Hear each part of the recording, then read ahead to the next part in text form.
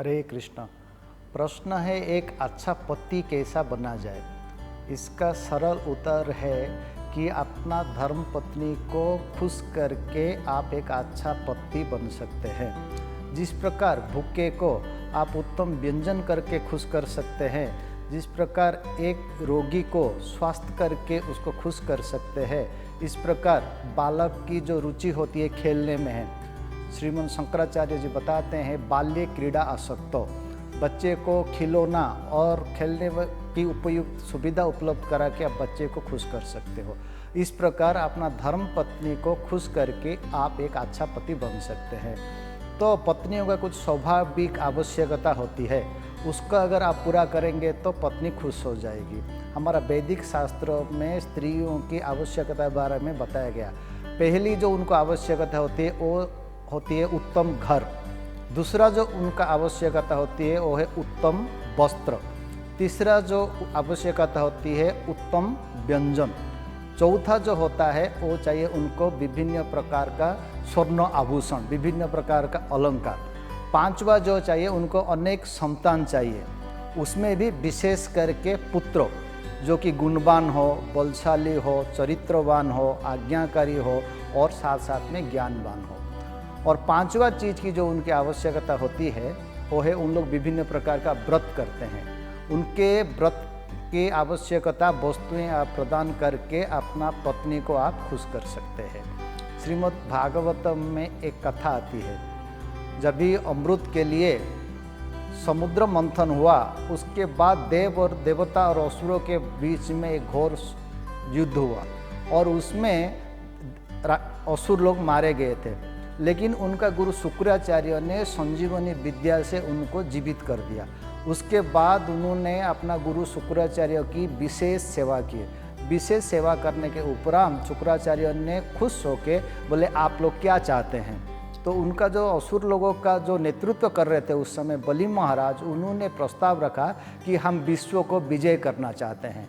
तो इसके लिए शुक्राचार्य ने उनके लिए एक विश्वजित यज्ञ कराया। उस यज्ञ से बल प्राप्त करके बलि महाराज स्वर्ग के ऊपर आक्रमण कर दिए और देवता लोग को स्वर्ग छोड़कर भागना पड़ा। अपना राज्य से वो च्युत हो गए। तो उस समय जो देवता लोग का माता है उनका नाम है आदिति और उनका पति का नाम है कश्यप। तो उस समय कश्यप जी भगवान का सेवा में तल्लीन थे, समाधि में थे। जब इस समाधि से बाहर आए तो देखे कि अपना पत्नी बहुत दुखी है। तो उन्होंने उनका दुख का कारण पूछा। तो ये उन लोग की जो आवश्यकता वस्तु प्राप्त नहीं होते है, तभी ये पत्नियां दुख होते। तो कश्यप जी पहले पूछते हैं, तुम्हें धर्म, अर्थ, काम में तो कोई तो कमी नहीं हो गया। मनुष्य की अनेक प्रकार का इच्छा होती है और इच्छा पूरा करने के लिए अर्थ की आवश्यकता होती है। तो कश्यप जी पूछ रहे हैं, आपको कोई पैसा के तो अर्थ की तो अभाव नहीं हुआ और आपका ऐसा कोई इच्छा हुआ और जो पूरा तो नहीं हुआ, इसके लिए तो आप दुखी नहीं हो। तीसरा कारण वो पूछ रहे हैं कि आपने जो भगवान की बनाई गई जो नियम, उसमें तो कोई पालन करने में तो आपसे भूल नहीं हुई, उसको धर्म कहते हैं। धर्म करने में तो कोई भूल नहीं हुई। और उसके बाद पूछ रहे, हमारा घर में कोई अतिथि आया और आप अतिथि का तो सत्कार नहीं कर पाई, ऐसा तो नहीं हुआ ना जिसके कारण आप दुखी है। और वो पूछ रहे हैं, ऐसा नहीं है कि आपकी भगवान की उपासना में कोई कमी रह गई, इसके लिए तो आप दुखी नहीं है। और उसके बाद पूछते हैं कि आपका संतान है तो सुखी है, संतान है तो दुखी नहीं है। तो फिर वहाँ पर माता आदिति बताती हैं, धर्म अर्थ काम में कोई कमी नहीं है। अतिथि आया, ऐसा नहीं हुआ कि हम सेवा नहीं करें, अतिथियों का सेवा हुआ और भगवान का समुचित ढंग से उपासना भी हुआ। किंतु हमारा बच्चे लोग बहुत दुखी है क्योंकि उनको राज्य से बाहर निकल दिया गया है। तो वहाँ पर कश्यप जी बताते हैं, हे साध्वी, हे तुमको एक 12 दिन का व्रत है, उसको पयोव्रत बोलते हैं। दूध पी के 12 दिन तक भगवान का उपासना करना है और भगवान संतुष्ट होके आपको जो पुत्र लोग को फिर से स्वर्ग को राज्य दिला देंगे, जिसे आप सुखी हो जाओगे। और इस प्रकार माता आदिति ने पयोव्रत किए और उनका संतान खुश हो गए तो वो भी खुश हो गई। इस प्रकार पत्नी की आवश्यकता को पूरा करके आप अच्छा पति बन सकते हैं। दूसरा उदाहरण है, कश्यप जी इस प्रकार 17 विवाह किए थे। उसमें से एक पत्नी का नाम था दीति। दिति एक समय संध्या समय संतान प्राप्त करने के लिए कश्यप जी को अनुरोध किया, लेकिन कश्यप जी बताए इस समय उपयुक्त समय नहीं है। इस समय शिव जी अपना गणों के साथ भ्रमण करते हैं और इस प्रकार संध्या समय में जो संतान उत्पन्न करने का चेष्टा करता है वो अनुचित है। इस प्रकार अनुचित कार्य करने वाले को शिव जी दंड देते हैं, इसके लिए समय उपयुक्त नहीं है। किंतु दिति ने बहुत जबरदस्ती बोला कि नहीं नहीं, इस समय ही मुझे पुत्र प्राप्ति की इच्छा हो रही है। तो उस समय पत्नी की इच्छा को देखकर उन्होंने उनके साथ पुत्र प्राप्ति करने के लिए संबंध किया। लेकिन उसके उपरांत कश्यप जी बताए कि ये गलत समय में संबंध होने के कारण आपको जो पुत्र होंगे बहुत दुष्ट होंगे और पूरा संसार को सताएंगे। ये सुनकर दिति बहुत दुखी हो गई। लेकिन वो दिति उधर बताती है अपना पतिदेव को कि भले ही मेरा पुत्र दुष्ट होंगे, लेकिन वो ब्राह्मणों को अभिशाप द्वारा मारा नहीं जाना चाहिए, शिव जी का कोप उनके ऊपर होना चाहिए। तो वहाँ पर जब कश्यप बताता है तुम्हारा पुत्र इतना शक्तिशाली होंगे कि उनको मारने के लिए भगवान स्वयं अवतार लेंगे, और तुम्हारा जो पौत्र होगा वो भगवान का परम भक्त होगा और अनेक भक्त लोग उनका मार्ग को अनुसरण करेंगे। तभी जाके दिति खुश हो गई, क्योंकि मेरा जो पौत्र होगा वो भगवान का भक्त होगा। तो पत्नियों को चाहिए उनको ऐसा उत्तम चरित्रवान गुणवान दीर्घायु संतान चाहिए। ऐसा संतान प्राप्त होने से पत्नियां बहुत खुश होती है। तीसरा उदाहरण है वो दिति का ही। एक बार हिरण्यक और हिरण्यकशिपु का 2 पुत्र हुए थे। वो मारा जाने के बाद वो जाके अपना पति कश्यप जी को बोलती है कि देखिए मेरा 2 पुत्र तो हुए थे, लेकिन इंद्र ने जाके भगवान को कुछ उसकाए, इसके लिए भगवान ने अवतार लेके मेरे 2 पुत्रों को मार दिया। इंद्र को कहने पर भगवान ने ऐसा किया है, इसके लिए मुझे एक ऐसा पुत्र दीजिए कि जो कि इंद्र को मारने वाला हो। तो वहाँ पर कश्यप जी बोले देवी तुम 1 साल का एक व्रत है जिसको पुंसमान व्रत बोलते हैं, तब भगवान का उपासना करो। अगर उपासना में कुछ कमी रह जाएगा तो तुम्हारा पुत्र इंद्र का मित्र हो जाएगा। अगर तुम्हारा उपासना बहुत सही ढंग से होगा, ठीक ढंग से होगा, तो तुम्हारा जो पुत्र होगा वो इंद्र को मारने वाला होगा। तो इस प्रकार उन्होंने भगवान की सेवा में लगा के, व्रत में लगा के अपना पत्नी को खुश की, और जब भी उनका व्रत में थोड़ा भूल हो गई उसके कारण उनका पुत्र सब इंद्र का मित्र हो गए। तो इस प्रकार जो तीसरा उदाहरण प्राप्त होता है हमारा श्रीमद् भागवतम में देवहूति और कर्दम ऋषि का।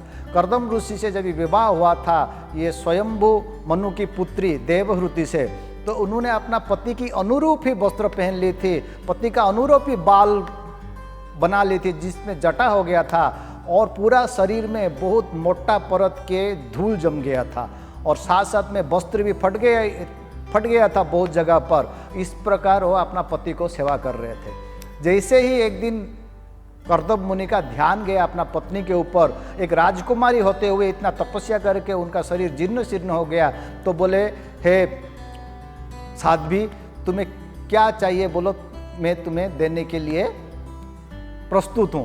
तो तुरंत ही वहाँ पर देवहूति बोलती है कि हमारा रहने के लिए पहला उत्तम घर होना चाहिए, मेरा शरीर जीर्ण शीर्ण हो गया है, वो पहले के जैसा नवयौवन को प्राप्त होना चाहिए, मैं बहुत सुंदर दिखना चाहिए, और मुझे उत्तम उत्तम वस्त्र होना चाहिए, पहनने के लिए अलग अलंकार होना चाहिए, और आपने मुझे विवाह के समय प्रतिश्रुति दिया था कि हमारा कोई संतान होना चाहिए। और उसके बाद उनका पत्नी को मांग को देकर आवश्यकता देखकर कर्दम मुनि ने सब आवश्यकता उन्होंने पूरा किए। एक उन्होंने महल बनाए, उत्तम उत्तम उनको वस्त्र दिए, उत्तम अलंकार दिए, शरीर को बहुत सुंदर बना दिए। और एक स्त्रियों को इच्छा होती है वो हमेशा घर कार्यों में गृह के अंदर ही व्यस्त रहती है। उनका मन में कभी कभी इच्छा होता है कभी हम थोड़ा तीर्थाटन में जाए, कहीं पर्यटन स्थान में घूमें और किसी उत्सव में सम्मिलित हुए, उसके लिए भी कर्दम मुनि ने व्यवस्था कर दी। और उन्होंने पूरा ब्रह्मांड का पर्यटक स्थल में जाके घुमा के लेके आए। फिर उसके बाद उन्होंने अनुरोध किया कि आपने बोला था हमें संतान होना चाहिए। तो फिर उन्होंने जब संतान उत्पन्न के लिए चेष्टा की तो उनको 9 कन्याएं हो गई। 9 कन्या के होने के बाद जब वो और भगवान का भजन में तल्लीन होना चाहते थे, तो देवरूति माता ने एक प्रस्ताव रखा अपना पति कर्दम के सामने। ये तो कन्या है, वो तो विवाह करके अपना पति के घर पे चले जाएंगे और आप भी भजन में व्यस्त रहते हैं, तो मैं किसका आश्रय लूँगा? आप जाने के बाद मैं किसकी संरक्षण में रहूँगा? तो मुझे इसके लिए पुत्र चाहिए, पुत्र दीजिए, मुझे पुत्र दीजिए। फिर कर्दम मुनि ने उनका वो भी इच्छा पूरा किया, जिससे उनको एक पुत्र रत्न प्राप्त हुआ, जिनका नाम था कपिल, जो कि भगवान का सोवांश थे। तो इस प्रकार पत्नियों की कुछ आवश्यकता होती है, उत्तम घर, उत्तम वस्त्र, उत्तम अलंकार, और कभी कभी घूमने के लिए पर्यटक स्थल में जाना, उत्तम व्रत करना और उत्तम संतान चाहिए। उनको इस प्रकार सब वस्तुओं को पूरा करके, आवश्यकता को पूरा करके आप एक अच्छे पति बन सकते हैं। और कभी कभी ऐसे भी होता है, पत्नियां अनावश्यक वस्तुएं भी मांगे करती हैं, तो उसको न पूरा करके उसको दंड दे के भी आप एक अच्छा पति बन सकते हैं। वाल्मीकि रामायण में एक कथा का वर्णन है, जो कि ये दशरथ के मुख्यमंत्री सुमंत जी और माता कैकेयी को बताते हैं, कि उनको डांटते हुए बताते हैं कि तुम्हारा पिताजी का नाम था अश्वपति, और तुम्हारा माता और तुम्हारा पिता एक दिन एक बगीचा में बैठे हुए थे, और महाराज अश्वपति उसमें हंसने लगे, क्योंकि उनको एक ऋषियों का आशीर्वाद था कि वो पशु पक्षियों का भी भाषा को समझ सकते थे। तो महाराज अश्वपति एक पक्षियों का जोड़ा को वापस में प्रेममयी बात करते हुए देखे, और उनका बातों से उनको हंसी आ गई। जो पुरुष पक्षी स्त्री पक्षी को बोल रहा था, मैं तुमसे बहुत प्रेम करता हूँ, तुम्हारा बिना जीवित नहीं रह सकता हूँ, तो महाराज अश्वपति को हंसी आ गया। बोला, ये तो हमने मनुष्य समाज में ऐसा देखा है, किंतु ये पशु और पक्षी समाज में भी ऐसी बात प्रचलित है। ये बात सुनकर उनको बहुत हंसी आ गया। तो और ऋषियों ने एक उनको बात बताए थे कि तुम ये जो पक्षियों का जो भाषा समझ पाओगे, लेकिन वो किसी को बताना नहीं, और बताने पर तुम्हारा मृत्यु हो जाएगा। किंतु ये कह कि माता ने उधर जिद करने लगी कि आप मेरा ही कुछ बात को मजाक उड़ाकर ये हंस रहे हैं, क्यों हंस रहे हैं, मुझे बताइए। तो महाराज अश्वपति ने उनको सारी बात बताई, लेकिन उन्होंने उनका कह के माता ने वो जिद पकड़ ली कि आप बताइए।